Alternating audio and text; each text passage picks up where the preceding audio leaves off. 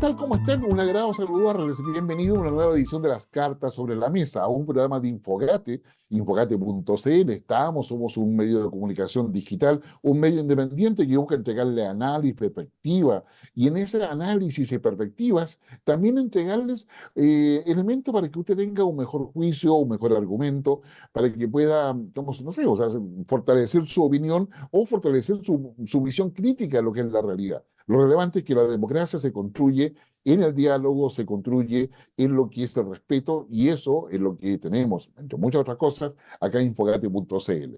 Las cartas sobre la mesa ya están en su séptimo año, 7 temporadas que semana a semana le hemos ido entregando estas perspectivas y que usted la puede ver gracias a Cable Mundo o Mundo TV, desde Antofagasta hasta Los Lagos y ampliándose más, como también en varias otras plataformas de TV Cable en otras regiones, como es el caso de Telecauquén, en Nublevisión, que tienen a bien de reproducir nuestro programa, y espero que aquellas personas que están en cada una de las regiones estén pasándolo bien. Ya pasó Semana Santa, estamos en abril, ya pasó el mes de los gastos más directos, pero viene abril, ahora el mes de los impuestos. Bueno, ahí estamos. Y bueno, y también saludar a nuestra audiencia que está en Radio Nunguien en Concepción, a quienes la saludamos semana a semana y que hemos tenido una alianza que ya, digamos, va por varios años. Así que muchas gracias a Radio Nunguien y particularmente a los auditores de esa radio.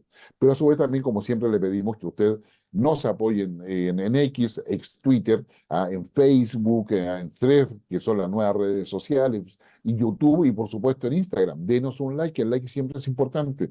Para medios digitales, el like es un elemento irrelevante, así que si a usted le parecen atractivos, interesantes, y son un aporte para su conocimiento, denos un like, por favor, cada vez que pueda, porque eso sin lugar a dudas nos ayuda. Bueno, ustedes sabemos que la economía está temprano, o sea, está en una situación compleja, y cada vez y temprano nosotros empezamos a ver los indicadores. ¿Cómo está el oro? El oro ha ido subiendo, si usted mira toda la información económica, ha ido subiendo y cada vez está mejor posicionado, y por lo tanto se transforma no solamente en una moneda de refugio o en un metal de refugio para los inversionistas, sino para aquellos que quieren ahorrar, para aquellos que quieren generar una capacidad de ahorro o dar un regalo valioso. Y ahí aparece Joyería Aurus, que está tanto de Arica a Punta Arenas, con presencia en parte importante de las principales ciudades del país, o si no, en lo que es en la práctica, yo diría digamos, la página web que usted ve en pantalla, y donde usted puede adquirir, ¿sabe qué? Un lingote de oro. Sí, pero tranquilo. El lingote de oro es pequeño, es de apenas una onza, no paga impuestos, y se transforma en un verdadero, yo diría, regalo, digamos, valioso, que lo puede guardar, digamos, no va a perder el valor, por el contrario, se va a ir actualizando, y yo diría que ahí estamos tiquitaca. O sea, es decir, la verdad estamos súper bien en términos de que va a dar un regalo que con estilo, elegante, y a un precio conveniente, una onza de oro, nada más. Hay de otros tamaños, por supuesto, o sea, hay lingotitos, lingotes, lingototes, de todo. El oro, digamos, está en Joyería Aurus. Así que yo le digo, veamos a ver qué es lo que pasa. De dos palabras que repetimos del cansancio: complejidad e incertidumbre. Una complejidad e incertidumbre que afecta a los gobiernos, afecta a la sociedad, genera un problema de confianza importante entre la ciudadanía, y de la ciudadanía o la sociedad con el Estado y con los gobiernos. Cada gobierno tiene que enfrentar distintas, yo diría, digamos, distintas exigencias de parte de la sociedad, que van en lo económico, que muchas veces se centran ahí las mayores preocupaciones, pero también se ha instalado al lado de eso o sobre eso el tema de la seguridad. ¿Cuáles son las condiciones de seguridad que un país requiere para que haya desarrollo? Probablemente es la pregunta que está respondida por muchísimos intelectuales, muchísimos analistas, desde de siglos a la fecha. Digamos, eso no lo podemos desconocer. Bueno, pero para poder conversar sobre una cosa en particular que llena mucho espacio en la televisión, en la radio y por supuesto en los centímetros de diarios que le dedican a este tema, es el fenómeno del crimen organizado.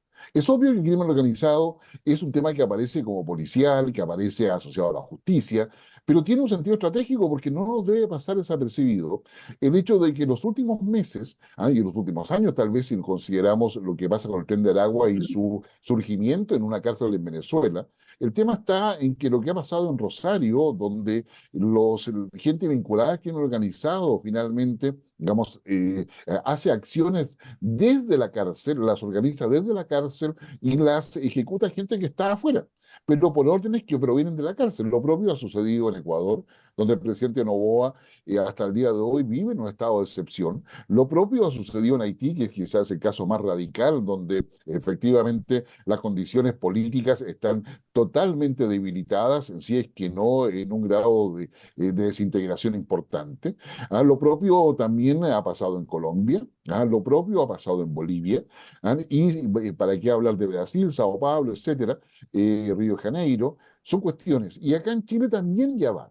Ahora, ¿cómo podemos abordar el tema del crimen organizado sin meternos necesariamente en la minucia de qué cosa es, sino como un riesgo y una amenaza de tipo estratégico, no solamente para la democracia, sino que para la sociedad? Bueno, para hacer este análisis y entregar el antecedente a ustedes que nos siguen semana a semana, recordemos que estamos en la séptima temporada de Las Cartas sobre la Mesa, a 7 años ya entregándole este tipo de perspectiva para que usted tenga una mejor comprensión de los fenómenos y pueda conversarlo con todos sus círculos. Nos acompaña, como lo prometimos la semana pasada, una persona que es ampliamente preparada desde el punto de vista académico, desde el punto de vista profesional, que ejerció como subjefe de Estado Mayor, digamos, del Ejército, que es un general de divisiones, es un general de 3 estrellas con una capacitación y una vivencia que lo ha llevado no solamente de agregado militar y observador en Israel, ha estado en Naciones Unidas, ha sido director del Centro, digamos, de Estudios Militares del Ejército y que posee una vasta experiencia no solamente en lo militar, sino que en el ámbito del análisis estratégico. Bueno, le damos la bienvenida a Rubén Segura Flores. Rubén, muchas gracias por aceptar nuestra invitación. 2 semanas seguidas, cosa que es inusual en un programa, pero creo que la perspectiva de poder explicar y poder ahondar sobre este fenómeno, lo justifica plenamente. Así que muchas gracias por tu disposición y buena voluntad de cooperar con nosotros. No, gracias a ti, Guillermo, y a los teleoyentes, ¿no es cierto?, que participan de esto. Y si podemos contribuir con algo, feliz de hacerlo. Así que muchas gracias por la invitación nuevamente. No, nada que decir. A ver, empecemos. ¿Cómo se ve el crimen organizado? El crimen organizado, mucha gente lo nombra, pero el crimen organizado finalmente está constituido en la base por bandas delictivas que planifican, se organizan en áreas como el narcotráfico, la trata de personas, qué sé yo, todo lo que es el comercio sexual, digamos, entre los países, tiene todo lo que es el contrabando y bueno, y una serie de otras actividades más que están colocando en jaque la democracia. ¿Cómo haces tú la entrada para poder entender el crimen organizado? Bueno, primero, para las personas que no conocen mucho y que se confunden con algunos conceptos, es separar lo que es crimen organizado de bandas criminales. Ya. Porque las bandas criminales son agrupaciones de personas que normalmente se dedican a uno o dos ilícitos, pueden tener un alcance local, eventualmente, digamos, un alcance nacional, pero cuando hablamos de crimen organizado, estamos hablando ya de palabras mayores. De todo lo que tú dijiste, estaríamos hablando, si tuviéramos que elegir una opción de la PSU antigua, Ya. serían todas las anteriores. Porque cuando hablamos de crimen organizado, primero hablamos de una estructura que es jerárquica, o sea, tiene divididamente quién es el jefe, quiénes son los subjefes, hay toda una estructura, hay una organización, también hay una obediencia dentro de esta estructura, o sea, tienen un concepto de disciplina, es perverso, pero tienen un concepto de disciplina. Y obviamente esta agrupación está en función de todas las actividades ilícitas que tú nombraste, tráfico de droga, contrabando de armas, trata de personas, tráfico sexual, la extorsión, el fraude y todos los delitos que son crímenes, ¿ah? Todos los delitos graves, pero además tiene una connotación que tiene, por ser jerárquica también, trasciende las fronteras. Entonces, es un problema tan grande que en algún minuto el ex secretario de Naciones Unidas, Kofi Annan, en uno de sus discursos, él los nombra. Bueno, no te puedo decir que la frase es de él la nombró, no sé si anteriormente la nombró otro, pero él habla, dice, bueno, estamos enfrentados a los problemas sin pasaporte, esos problemas que no respetan la frontera, las aduanas, nada. Uno de ellos, obviamente, es el cambio climático. El clima cruza por todos los bordes políticos y físicos que instala el ser humano, pero no obedece ni lo respeta. Bueno, pasa lo mismo con el crimen organizado, trasciende lo que son los límites del Estado-Nación tal como lo comprendemos en la ordenanza y la gobernanza global actual. Entonces estamos hablando de un problema tremendo. ¿Y por qué es tan grande? Porque, bueno, ya hicimos la separación entre banda y lo que es el crimen organizado, pero es un tema porque tiene conexiones con tres áreas que son las que rigen los destinos de las personas, con las figuras políticas, con las autoridades policiales y también con los dueños de empresas, con los grandes empresarios. ¿Ah? No estoy hablando de ningún país en particular, pero esos son los objetivos a los que apunta el crimen organizado. O sea, a relacionarse con las figuras políticas, porque las figuras políticas del establishment de cada país tienen una cuota de poder importante en la toma de decisiones que para ellos es interesante. Obviamente con las agencias de combate al crimen organizado, que son las agencias policiales y las de inteligencia, porque son su fuerza opositora. Y si ellos logran, ¿no es cierto?, tener ese control, obviamente disminuyen su principal amenaza. Y con los empresarios, porque el crimen organizado se ven a sí mismo también como empresarios. Entonces hacen Ujú. alianza y buscan de una u de otra forma blanquear los dineros mal habidos. Porque al final de todo, al término de la ecuación, lo que busca el crimen organizado, ¿no es cierto?, es poder, influencia y dinero. Eso es lo que busca a nivel global. Y para ello están dispuestos a hacer todo lo que la ley no permite hacer, o sea, a extorsionar, a robar, a amenazar, chantajear, defraudar e incluso a asesinar. Eso sería como una introducción de este fenómeno que ya llegó a Chile, lamentablemente. Sí, o sea, de hecho, yo creo que tiene mucha razón porque el crimen organizado finalmente es un modelo de negocios totalmente ilícito. ¿Ya? Y es un modelo Claro. de negocio donde, como tú lo mencionas de forma muy asertiva, muy clara, tiene objetivos, tiene intereses, por lo tanto hay una planificación y hay un financiamiento, hay una logística, o sea, solamente piensa usted, como nosotros estamos mucho más acostumbrados a la droga, ¿ah? Pero para que haya un punto de droga, lo que se llama el microtráfico de droga, ¿ah? Esa persona alguien lo abastece. Digamos, ese alguien que es el dealer, como lo abastece, digamos, pero ese alguien también lo abastece, que es el que trae, digamos, la gran cantidad y lo distribuyen los líderes. Y eso significa capacidad de acopio, o sea, donde guardar la droga, transporte, digamos, selección de personal para poder ver quiénes son los que van a hacerlo. Entonces, se transforma, bueno, y después viene todo lo que es el lavado de dinero, o sea, para decir cómo entran ese dinero, esas utilidades al sistema legal. ¿Ya? Y ahí hay todo un mundo.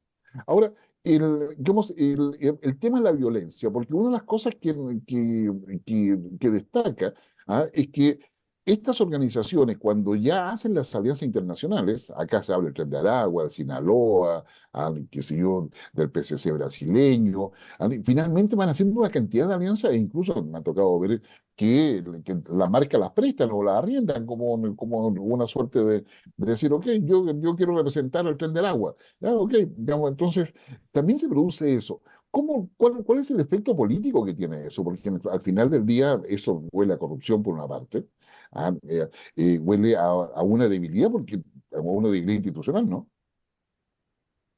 Sí, bueno, lo que tú nombras es lo que hacen ellos, es exportar la franquicia, ¿ah? Exactamente. Porque ellos se ven a sí mismos como una empresa, o sea, es tan curioso que en esta estructura jerárquica de las mafias no se ven a sí mismos como el mal, sino que Ujú. ellos lo ven desde otro punto de vista, que es totalmente opuesto a lo que es la escala valórica de las naciones en cualquiera de sus formas, desde el punto de vista de la ética, desde el punto de vista de la moral, desde el punto de vista de la religión, por cualquiera, en todas las anteriores está obviamente está, digamos, en contrapunto.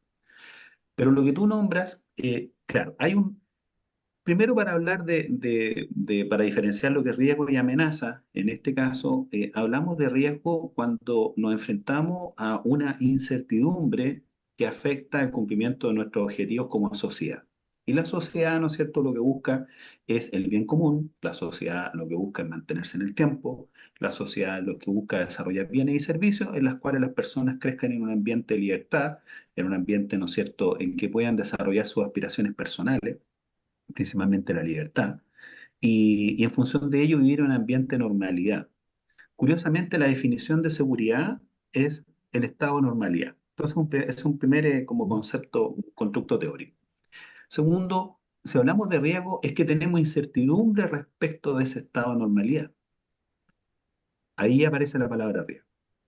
Y esa incertidumbre es porque hay una probabilidad de que algo ocurra y hay un impacto de daño a esa seguridad. Entonces, antiguamente estos temas no se conversaban, entonces quiere decir que está aumentando la probabilidad de ocurrencia. Y como esto lleva asociado a los más grandes crímenes que desarrolla el ser humano, obviamente el impacto es súper grande. Entonces, el riesgo que tenemos en este minuto es un riesgo muy elevado. Y obviamente existe una amenaza, porque la amenaza de las mafias y crimen organizado existen en la medida de que tienen la intención de hacer algo y tienen la capacidad de hacerlo. Cuando se junta la intención con la capacidad, eso se transforma inmediatamente en una amenaza desde el punto de vista del análisis estratégico. Entonces, bueno, a la pregunta tuya, son muchos los elementos que afectan al Estado, porque tenemos desde la corrupción institucional, eh, desestabilización política, que en algunos países más frágiles, con instituciones más débiles o que ya han sido más corrompidas, se produce hasta caídas de gobierno. Un impacto económico negativo, obviamente, porque bajan, ¿no es cierto?, todas tus credenciales internacionales y ya no tienen, ¿no es cierto?, tu certificado de buena conducta, y además que tus platas empiezan a transformarse, ¿no es cierto?, en parte del crimen. Hay estados que fomentan esto. Lamentablemente hay una amenaza a la ciudadanía, porque la ciudadanía ve los efectos de esta anomia, de esta falta, ¿no es cierto?, de norma, de esta falta de control, de esta falta de seguridad, y comienza, ¿no es cierto?, una situación que empieza a afectar el inconsciente colectivo de las personas, que es su sensación de seguridad.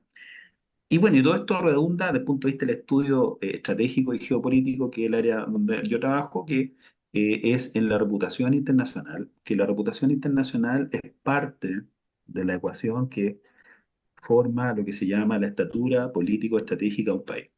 Un país puede tener una gran estatura político-estratégica sin ser un país enorme o un país de tantos recursos, va a depender, ¿no es cierto?, de su reputación internacional, de su involucramiento internacional y de las capacidades que tenga para influir en el tablero internacional. Todo eso te da una estatura político-estratégica. Para todos es sabido que los que tienen la mayor estatura en este minuto, obviamente, son las grandes potencias como Estados Unidos, pero, pero en niveles locales, vecinales e incluso en ciertos temas mundiales, países como Chile también tienen su reputación. El problema está que el crimen organizado nos afecta esto.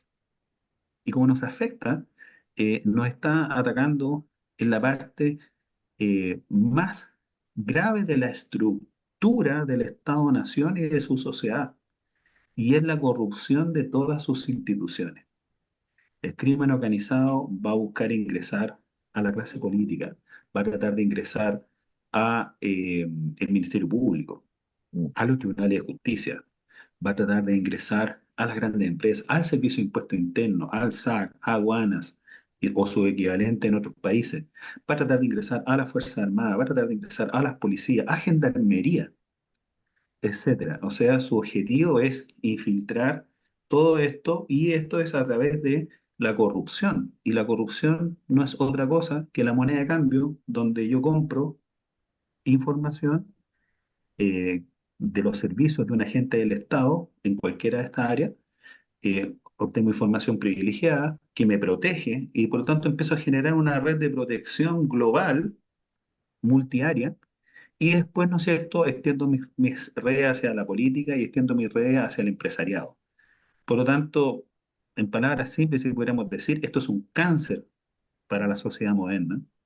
Siempre ha existido esto de las mafias, pero actualmente están transnacionalizadas. Ocupan las mismas herramientas que se ocupan para combatirlas a ellas. Y actualmente el mundo se está globalizando y estamos en la cuarta revolución industrial y nos estamos cada vez más tecnologizando. Bueno, las mafias también, porque tienen el factor de poder, el leverage, su apalancamiento es el dinero. Estamos hablando de millones de dólares, millones y millones de dólares. Cuando tú tienes eso, la verdad que, bueno, todas estas barreras que puede crear un Estado, se van cayendo. No quiero decir que los funcionarios públicos son todos corruptos, pero bueno, hay que tomar medidas para que esa corrupción y esa tentación del dinero fácil no llegue a esta línea de contacto que es el alma y el corazón de estos funcionarios que toman la decisión de corromperse o no. Y eso es una fracción de segundo. Es en una fracción de segundo. Entonces, a tu pregunta, sí, estamos con Mm, mm, un riesgo que en la severidad está dada porque afecta a la reputación y podría incluso mm, estabilizar políticamente al Estado. ¿sí? ¿Qué pasa, digamos, Rubén? Porque con todo lo que tú dices, también se da el caso de que la gente de gendarmería, la que está en las cárceles, acá en Chile se llama ¿Mm? gendarmería, digamos, pero el personal Claro, que tiene como responsabilidad cautelar las cárceles, los fiscales, la gente del sistema judicial en general, no solamente enfrenta la tentación de tener un recurso adicional haciendo un favor que ellos consideran que puede ser, qué sé yo, digamos, no peligroso o no de alto impacto, pero sin embargo, lo que hemos visto es que al gendarme lo amenazan directamente, más allá de que estamos dejando de lado al gendarme que se presta voluntariamente para poder ser corrompido. ¿Ah? Estamos pensando en el gendarme que no quiere, pero que le amenazan a la familia. ¿Ah? Nos ha tocado, acá en Chile está acreditado, que le digan, oye, ¿cómo está tu hija que supo que le fue bien en la prueba ayer? ¿Ya? Digamos, y empieza a chantajearlo, a extorsionarlo, y eso también se ha visto en los fiscales, que muchos fiscales tienen hoy día seguridad, digamos, del propio Estado. El Estado pareciera estar más debilitado para poder proteger a su propia gente. O sea, lo propio pasa a la Fuerza Armada, es decir, ya no se trata de, digamos, de contrainteligencia, se trata de cómo tú cautelas la seguridad de cada individuo que está en una organización del Estado, y si el Estado no es capaz de darle esa seguridad, yo creo que ahí la debilidad aumenta considerablemente, porque son cosas que nadie habla, nadie dice, y no sabe si acaso, si yo la denuncio dentro de mi institución, no sé con quién estoy hablando realmente. O sea, hay una crisis de confianza ahí institucional no menor, ¿no? bueno, lo que tú planteas es el problema capital. ¿Ah? Ujú, Es el problema, es el problema estratégico a resolver, el problema multivariable. ¿Y por qué? Porque, por un lado, tenemos que afecta a la seguridad de las personas, porque está tu vida en juego. O sea, si tú cooperas, puedes morir tú, tu familia, o sea, hay un grado de amenaza brutal, ¿no es cierto? Y segundo, el Estado, ¿no es cierto?, no te ha preparado o no te está entregando la herramienta para defenderte de eso. Hablemos de funcionarios públicos o personas privadas que quieran resistirse a este tema de colaborar con el crimen organizado. Partamos de la base del bien. No tienen las herramientas para poder hacerlo. ¿Por qué? Porque el Estado de Derecho no tiene o no ha generado las condiciones que permitan, ¿no es cierto?, de que tú puedas hacer eso y mantenerte en un estado de seguridad y no quedar, ¿no es cierto?, con una situación de que puedan afectar a tu familia, te pueden afectar a ti, a tus compañeros o perder tu trabajo o cualquier otra cosa. En ese contexto, como este es un desafío complejo, bueno, ¿cómo podemos abordar esto? O sea, evidentemente se requiere hacer un fortalecimiento de la aplicación de la ley. O sea, no basta con que exista la ley, sino que tiene que haber una aplicación de la ley. O sea, cómo esa ley se hace acción. O sea, más allá de que diga, mire, no robar, bueno, pero ahora ¿cómo lo hago para evitar el robo? Ya listo, ya todos sabemos que esto está tipificado, está en la ley, que tiene una pena asociada, pero siguen robando. Entonces, ujú, bueno, ¿cómo podemos nosotros hacer eso? Bueno, los recursos que ocupan países, principalmente los países nórdicos, y ahora en Europa, porque, por ejemplo, en Suecia, si ustedes ven las noticias, Suecia está con una escalada de criminalidad y de delincuencia inusitada. O sea, en este minuto, nosotros siempre pensábamos que no había nada más inseguro que ir a los suburbios de París. La verdad que ujú, ahora ujú. París, en los índices, es más seguro, a pesar de todo lo que le ocurre, que ir a Suecia. Algo impensado 5 años atrás. Pero bueno, las bandas se han tomado Suecia. Entonces, bueno, se necesita capacitación. ¿Pero capacitación de quién? Capacitación de las policías, capacitación de las agencias de combate contra el crimen organizado, capacitación de los sistemas de inteligencia, capacitación de los funcionarios públicos. y de los organismos internos. Por ejemplo, aquí en Chile nosotros tenemos la Unidad de Análisis Financiero del Ministerio de Hacienda. Chuta, esa es una cuestión súper importante, lo que hace el Servicio de Impuestos Internos, los mismos bancos, cómo informan, etcétera. Capacitación. O sea, oiga, mire, este es el problema, esto es lo que va a pasar, a esto se va a enfrentar usted y esta es la forma en que usted debe reaccionar. Y así cada uno en su área expertise. Asignación de recursos, o sea, el Estado debe invertir en esto para que se pueda cumplir y se pueda aplicar la ley. Y tiene que haber una inversión importante, no una inversión simbólica. Y adicionalmente tiene que haber una cooperación entre las diferentes agencias, porque si tú esto lo trabajas compartimentado, la verdad es que se pierde esfuerzo, no se logra la sinergia. Entonces, si nosotros no tomamos el enfoque interagencial, siempre vamos a tener que la PDI está por un lado, Carabineros está por otro, el SAC está por un lado, el Servicio de Impuestos está por otro, el Impuesto Interno está por otro lado, ¿no es cierto?, etcétera, etcétera. No, esto tiene que ser un enfoque interagencial.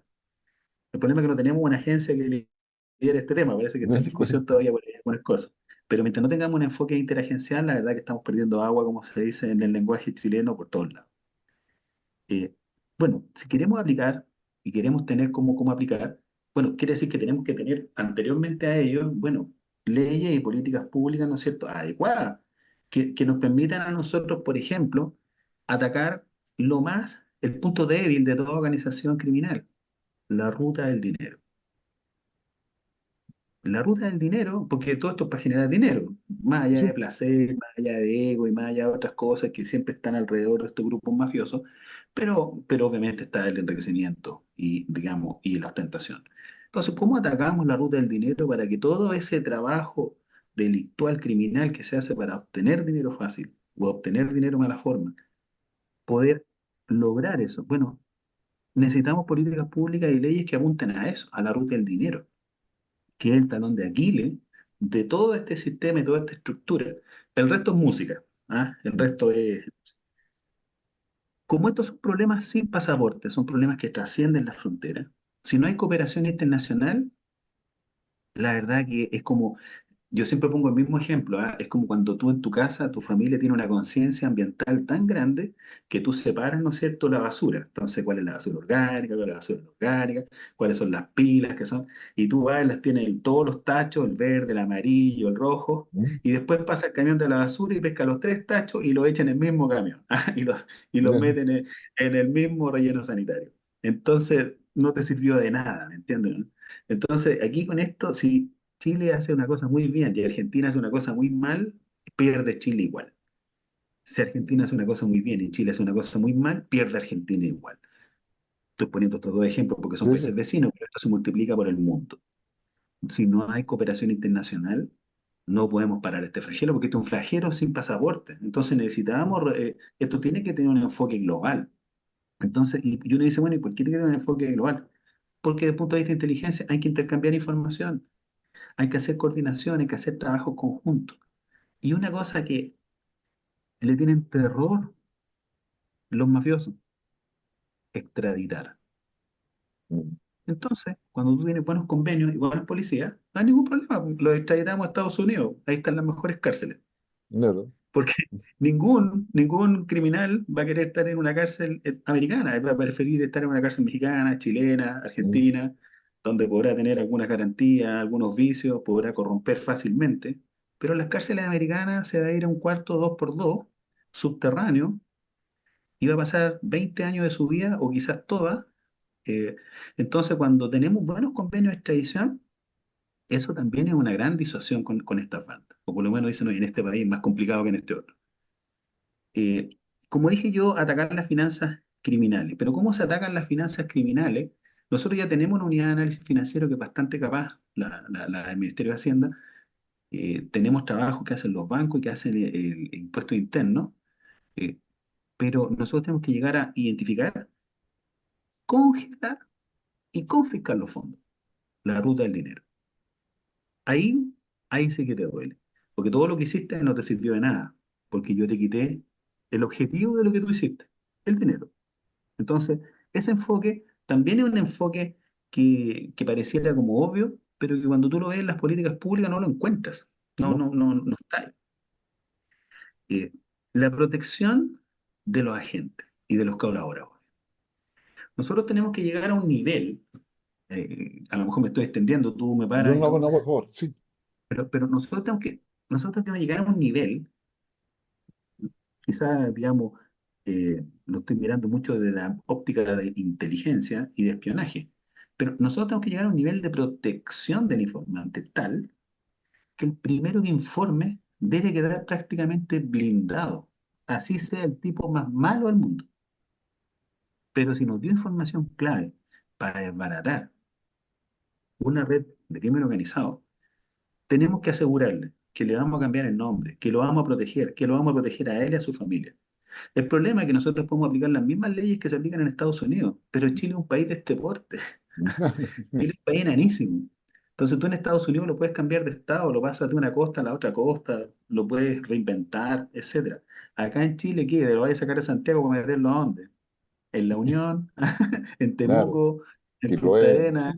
Claro. No, entonces a lo mejor tendríamos que ya empezar a pensar de que incluso habría que sacarlo del país.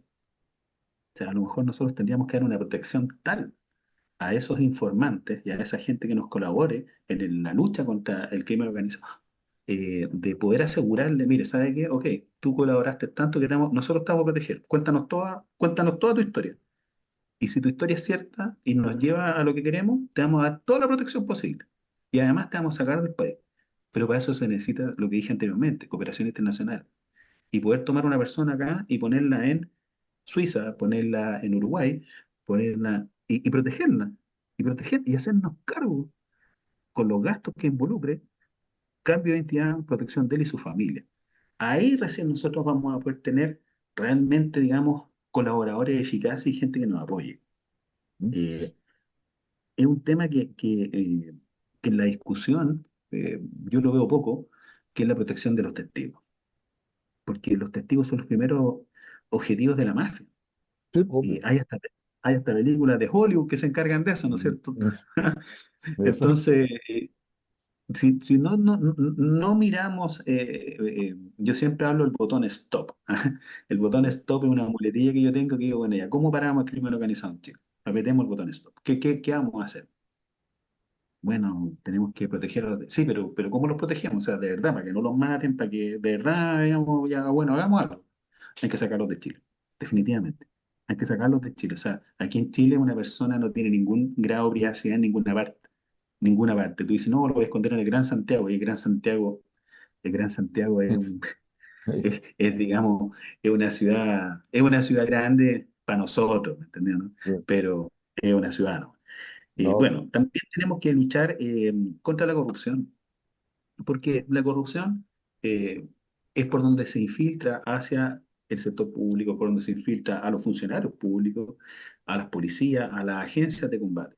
Entonces, bueno, ¿cómo podemos combatir la corrupción tanto en el nivel público como en el nivel privado? ¿Cómo? ¿Cómo? O sea, ¿qué podemos hacer? Apretemos botón stop y ¿cómo? Bueno, no, incrementando a través de leyes y a través de exigencias los estándares de transparencia y de rendición de cuentas. Todos eso, deben ser, todos deben pasar por lo que se llama el accountability, o sea, todos deben rendir cuentas. Del presidente para abajo, porque el que no tiene nada que ocultar no tiene ningún problema. El que tiene algo que ocultar, bueno, tendrá que enfrentar la justicia. Esta semana hemos visto varios casos por acá por Chile.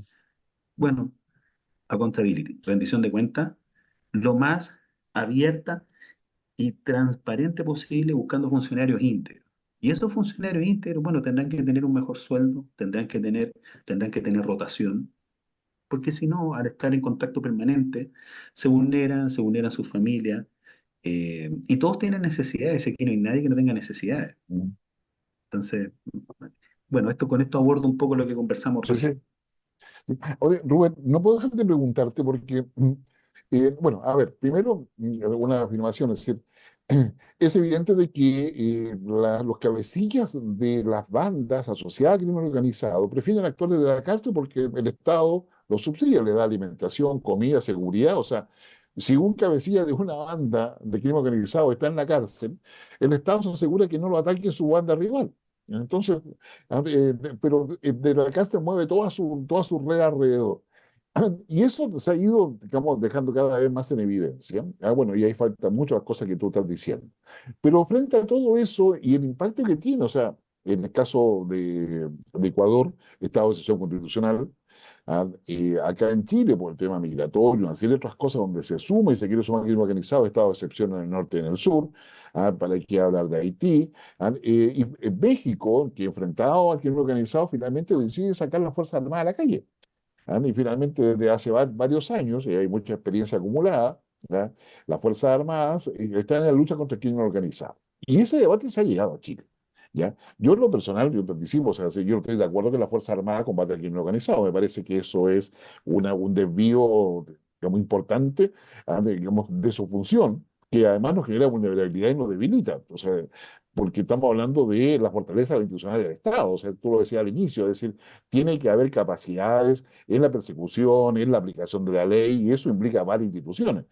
Si las Fuerzas Armadas ingresan a eso, yo diría que es como mentirnos frente al espejo, es decir, o sea, pensar de que las armas solucionan ese tema, porque, bueno, como lo ve la ciudadanía. Pero a su vez también nos encontramos con un problema que yo creo que no es menor, y disculpa a lo largo de la introducción, Mm. donde alcaldes acá, qué sé yo, incluso del gobierno, que son progresistas, vienen de izquierda, etcétera, ellos dicen que están de acuerdo con sacar las Fuerzas Armadas a la calle.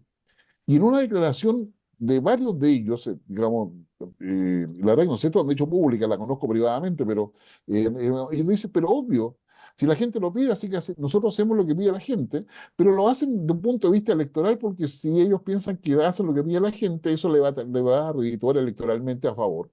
¿Ya?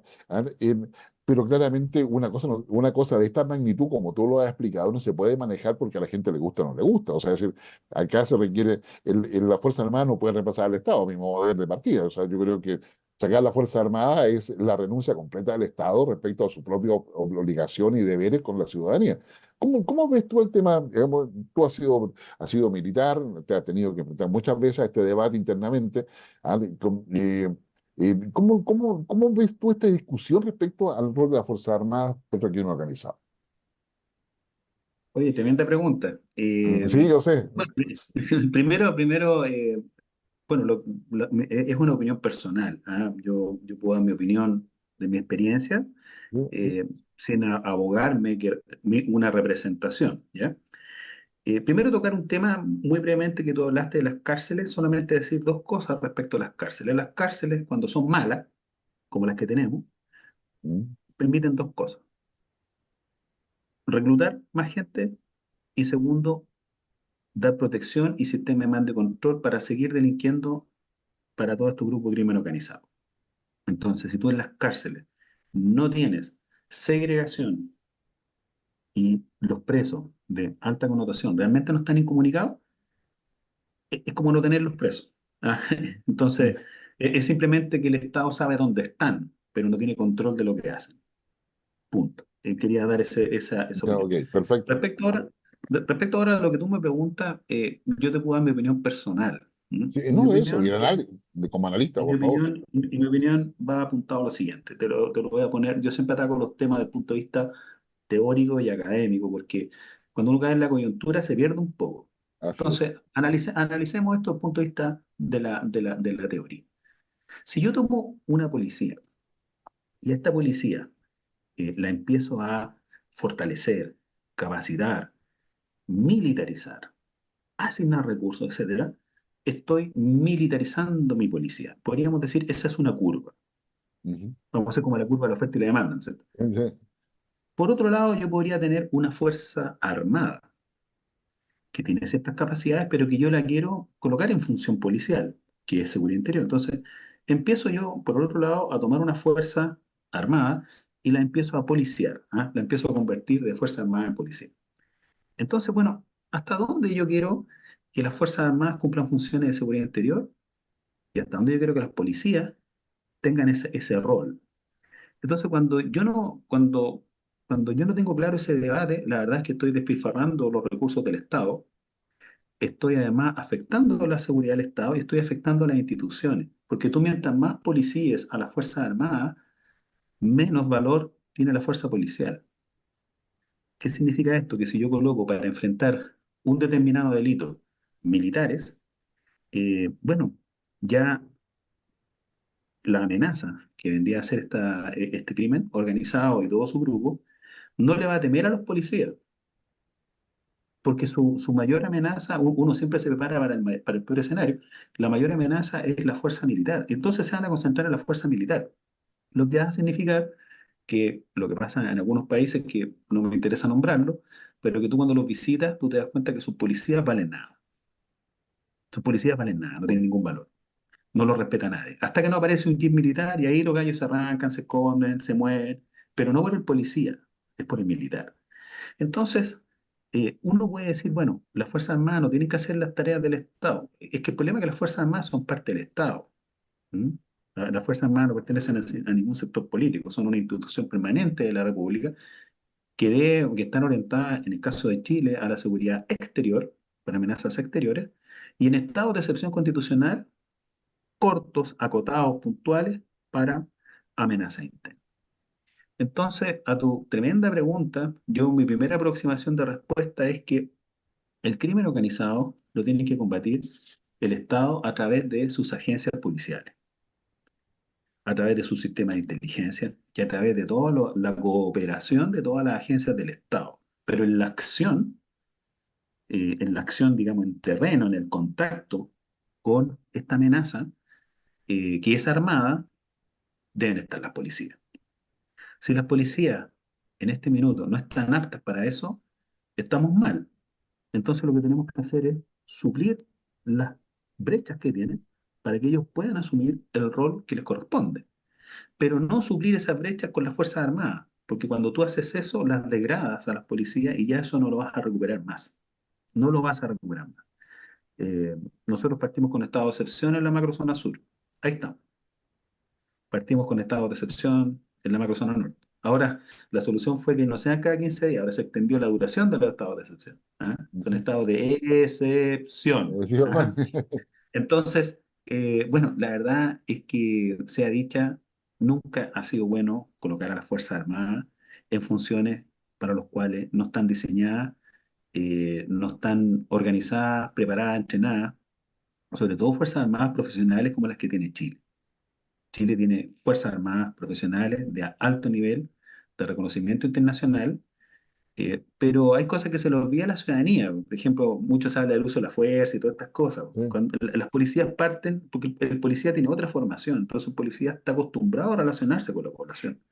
Entonces, policía y con la población de tu propia población, pero con la población, ¿no es cierto?, enojada, molesta, delincuencia, lo que sea. Entonces te van a decir, oye, tatito, tu tato, te van a decir todos los garabatos, y el policía nuestro está entrenado para eso. Por lo tanto, entra por aquí y sale por acá. Le tiran piedra, le tiran bombas molotov. Y actualmente la bomba molotov, eh, no hay una conciencia de la gravedad que tiene que puede matar a una persona. sí, Entonces pues. aquí se, no, jóvenes tiran bombas molotov, como fuera lo más normal. Bueno, nuestras policías están preparadas para enfrentar eso, están preparadas psicológicamente, con instrucción y entrenamiento, y tienen tácticas para enfrentar eso. Y ya cuando esto va escalando, finalmente, si es que ellos se ven afectados por la legítima defensa, bueno, podrán ocupar un arma de fuego mortal, que será una pistola o un revólver.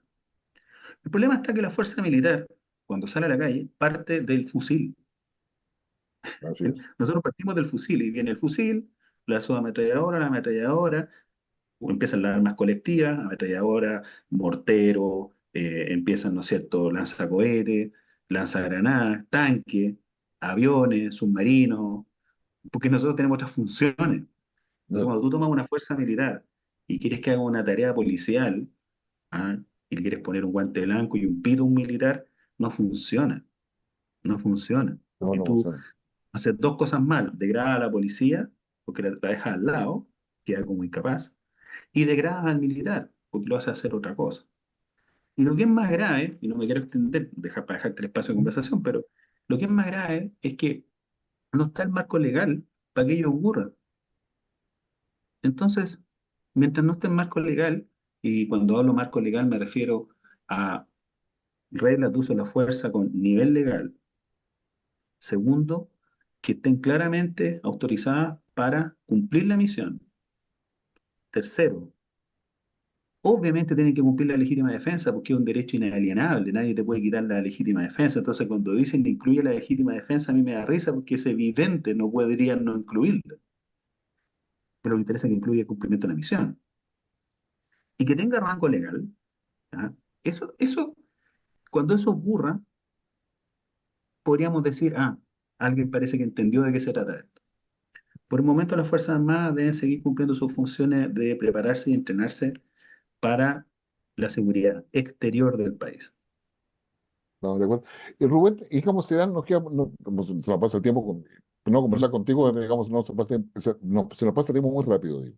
Entonces, se han dos argumentos, hay que decir que a mucha gente que no sabe todo lo que hemos estado conversando, que no tiene la experiencia o el conocimiento, le hace mucho sentido. Entonces, el primero, colocar los dos juntos, porque y yo creo que es, bueno, es importante.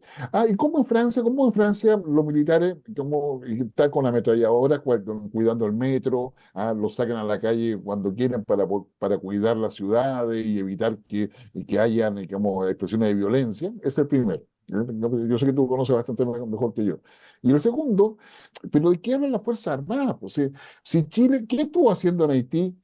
Que si yo, ¿acaso no fue a preocuparse del orden público de Haití?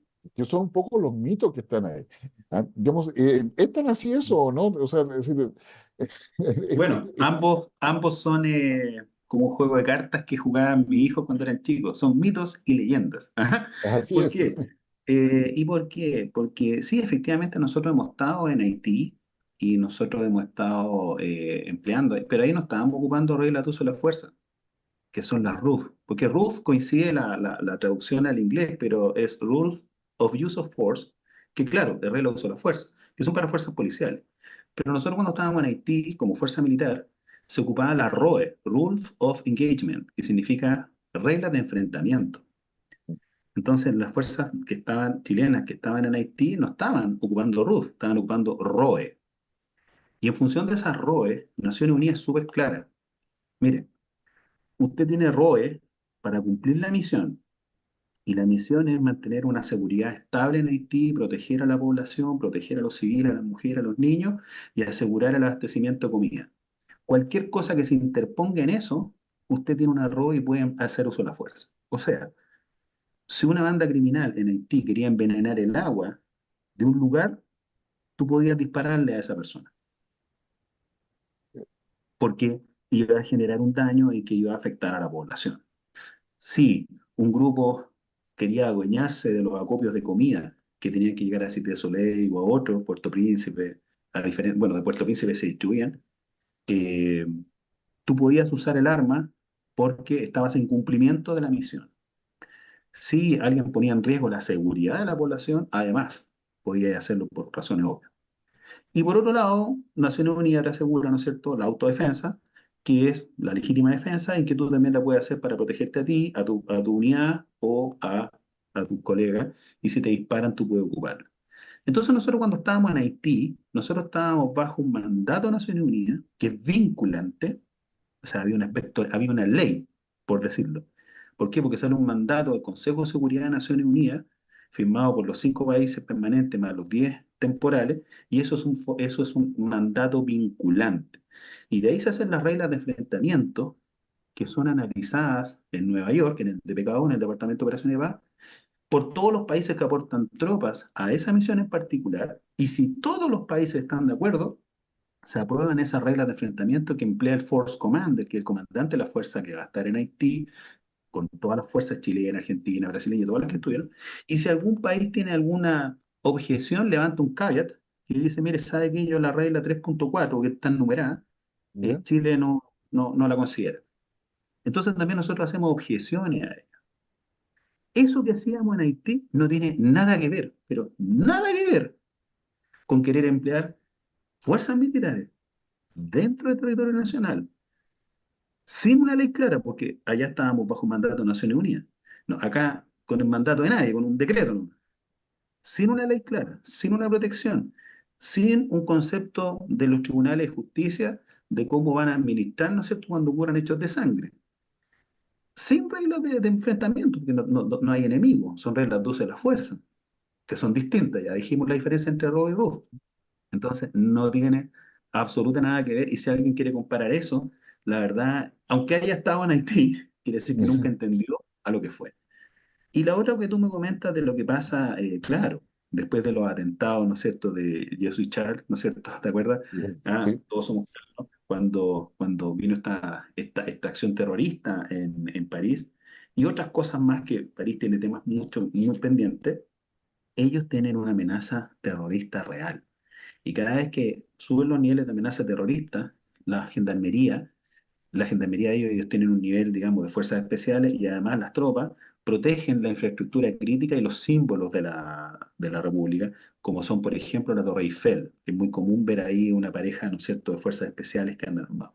Ellos han vivido atentados terroristas brutales, lo mismo que lo vivió Madrid cuando fue el atentado de la estación de Atucha, lo mismo que ha ocurrido en otros países. Entonces, son situaciones que en Chile no han ocurrido y si bien nosotros tenemos que proteger nuestra infraestructura crítica, cuando fue lo que se denomina por algunos sectores el estallido social, estallido delincuencial, quiebre institucional, ponle el nombre que tú quieras, el 18 de octubre del 2019, nosotros tuvimos daño en la infraestructura crítica. Entonces, por proteger esa infraestructura crítica, gente quedó procesada y está ahora, fue condenado, etcétera. ¿Por qué? Porque hubo lesionados, porque hubo muertos.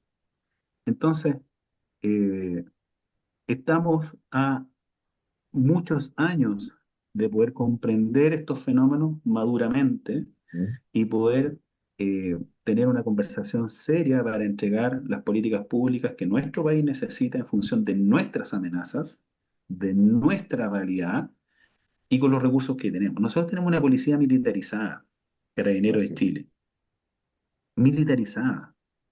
¿Necesitamos otra fuerza militar o necesitamos entregarle los recursos, la capacitación, el marco legal y emplearla como corresponde? Yo me hago, eso me lo hago como pregunta yo. O necesitamos sacar a una policía militarizada que tenemos, que ha desarrollado capacidad a lo largo de los años, e introducir a las Fuerzas Armadas? Pareciera que no, No, pareciera que no. no, Entonces, no.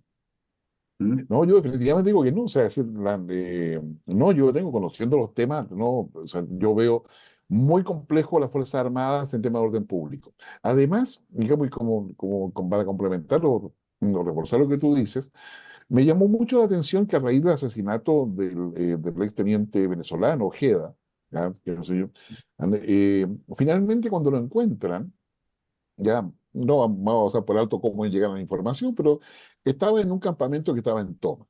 Un campamento muy particular porque ese campamento tiene una sola vía de entrada y una sola vía de salida. La vía de entrada está llena de cámaras de alta tecnología, dicho sea de paso, donde hay bandas funcionando al interior, de internacionalidades, con chilenos incluidos.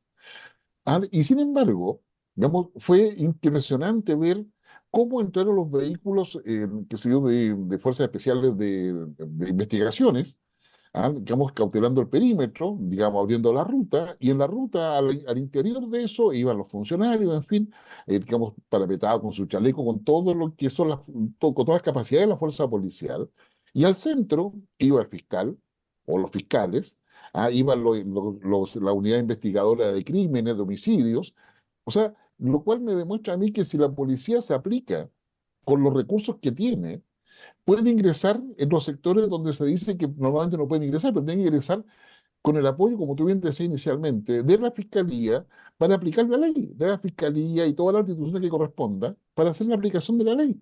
Y quedó demostrado in situ de que se podía. Entonces, es decir, Eso es absoluto. Nosotros tenemos, más allá de la opinión que pueda tener cualquier persona, que siempre va a ser respetable, pero nosotros tenemos policías de lujo. O sea, cuando nosotros tenemos policías que son miradas en el contexto latinoamericano porque vienen de otros países a capacitarse a nuestras escuelas, nosotros tenemos policías de lujo. Eh, el nivel de corrupción es difícil medirlo, pero no sé, uno caerá de 100 porque somos seres humanos. Pero no es como en otros países donde tú te para un policía y tú le pones la mordida, le pasas un billetito por de- abajo y pasaste. Acá de 100 veces, 99 veces te va a pasar que te hayáis preso. Puede que pase una vez, no lo sé, pero 99 veces te va a pasar que te hayáis preso. Para no ser absoluto, para tratar de no llegar al absoluto. Entonces, si tenemos policías capacitadas, tenemos una policía militar, una policía militarizada, perdón, una policía civil, tienen, y el Estado les entrega los recursos, que los tienen, si tienen buen armamento, tienen buen sistema, eh, buena comunicación, pero además tú les das el marco legal y además te haces cargo de lo que de enviarlo ahí, porque ellos van en representación del Estado, es el Estado el Así que es. está poniendo orden, no es el coronel, no es el subprefecto, es el Estado de Chile, por eso son agentes del Estado. Y está el marco legal para ellos, no deberíamos tener ningún problema. Y Ujú. así debería operar el sistema, y por eso los poderes del Estado están separados, y el Poder Judicial, y tendrá, ¿no es cierto? Por un lado irá el Ministerio Público, por otro lado irán organismos independientes como el Instituto de Derechos Humanos, por otro lado, ¿no es cierto?, irán las policías en cumplimiento de sus Ujú. tareas, por otro lado irán las autoridades, ¿no es cierto?, de gobierno de los diferentes niveles que les corresponda aplicar el orden interior o el combate contra el crimen. Si todo eso funciona, la verdad es que no deberíamos tener ninguna extrañeza en nuestro país y no debería ser problema. El problema está en que lo es. Y algunos porque hay diferentes motivaciones para llamar a las Fuerzas Armadas que cumplen estas tareas. Vámonos por las que son las más loables, las más altruistas. Claro, la sensación de inseguridad, dicen, bueno, en este minuto yo lo único que quiero es que lleguen los militares y los militares me den la seguridad. Ese es como un extremo, así sería como ya el que está en la esquina y al fondo. Otros que dicen, bueno, estos gallos son preparados, pueden hacer esto, pueden hacer lo otro. Estamos pensando en toda la gente que tiene las mejores intenciones, Así es. ¿ya? Pero no se dan cuenta de que están afectando las capacidades de las policías nacionales. Nosotros tenemos grandes policías y tenemos que hacerlas más grandes y tenemos que empoderarlas más y tenemos que ayudarlas más y tenemos que darle todas las herramientas para que puedan combatir el crimen organizado, que es el juramento que ellos hacen en sus escuelas cuando egresan. No hay ningún militar, Exactamente. marino, aviador de Chile que jure cuando sale de su escuela combatir el crimen organizado. ¿Me entiendes? Sí. No, no, sin duda. Rubén, se nos ha acabado el tiempo, pero quiero hacer una última pregunta en forma de. Yo Sí. sé que estás en un think tank. ¿Ah? ¿Cómo se llama ese? Defensa 21, LATAM. ¿Sí? ¿Ya? ¿Y Sí. qué tal ahí? ¿Qué cosas hacen ahí? Bueno, eso ahí el director, el general en retiro José Miguel Piusi Cabrera, y él generó una convocación voluntaria, obviamente, porque esto es ¿Sí? ad honorem, no hay ningún interés económico ni nada. Y el propósito es transformarse en un hub del sector defensa para poder proporcionar al nicho que le interesan estos temas, la seguridad, la Sí. defensa, los estudios estratégicos, los análisis geopolíticos, poder tenerles un hub, una web, donde puedan tener ¿Sí? concentrado toda esta información, más análisis propio que hacen nuestros colaboradores. Ya. Yo estoy en el consejo editorial, entonces también escribo, por supuesto, ahí, pero también tenemos colaboradores, con el Ya. objeto, ¿no es cierto?, de ir informando a la ciudadanía y también ir informando a todos aquellos que les interesan estos temas con información que no toda es de origen nuestro. Nosotros publicamos o también reposteamos de otros think tank o de otros centros o de otros grupos, tanto en español como en inglés, pero centrado principalmente en Latinoamérica y buscando conectar a la gente con estos temas que a veces o son maltratados por pseudo expertos o son mal entendidos porque son mal explicados, o también a veces son ignorados y, y creemos que es un aporte modesto, pero que es interesante, que podemos dar a nuestra sociedad latinoamericana, nosotros estamos pensando en Latinoamérica, ¿Sí? a nuestra sociedad latinoamericana de estos temas. ¿Sí? No, genial. Así que bueno, pues, espero que sepamos pronto de ese think tank y cuando quieran acá, la puerta abierta en Infogate, la carta sobre la mesa. Muchas gracias. Ya voy a ver que nuestro director ahí se lo podrías entrevistar tú. Yo creo que Sí, pues no. él está más condicionado, está más Sí, preparado pues, para todas las respuestas. sí. Cuando esté en Chile, bueno, si no vamos a Ecuador a entrevistarlo, no sé qué problema no va a ser. También tiene que viajar harto. Así que bueno, escucha, un placer como siempre de haber podido compartir alguna idea y ojalá los teleoyentes puedan tener un poco más de información y sacarse los mitos y leyendas que son tan fáciles de instalar y tan difíciles de derribar. Así es, así es. Así que, Rubén Segura, muchas gracias por todo tu ¿Sí? aporte y bueno, a tu disposición y muchas gracias nuevamente, lo reitero, por compartir con los que nos siguen, digamos, semana a semana acá en la Carlos sobre la mesa en Infogate. Así que muchas gracias. Ok. Y a usted que nos sigue semana a semana, agradecerle no solamente la sintonía, una sintonía que es posible, ¿no es cierto?, verla por todo Mundo TV, como usted bien sabe, y que nosotros le agradecemos porque la idea es aportarle información, datos, perspectivas, y estoy seguro que esta entrevista sobre el crimen organizado le permite no solamente derribar mitos y leyendas, sino que tener antecedentes mucho más maduros, mucho más... más razonable respecto a la realidad que se está viendo y que va a tener le va a dar otro prisma para interpretar las noticias que día a día nos impactan respecto a todo esto. Así que muchas gracias, converse con su familia, con sus hijos, con todas sus redes y no se olvide, que el diálogo siempre es fructífero, el respeto por la otra persona es una condición, porque así fortalecemos no solamente nuestra sociedad, sino fortalecemos nuestra democracia y esa responsabilidad tanto de ustedes como de todos nosotros. Así que nos vemos la próxima semana. Que estén muy bien.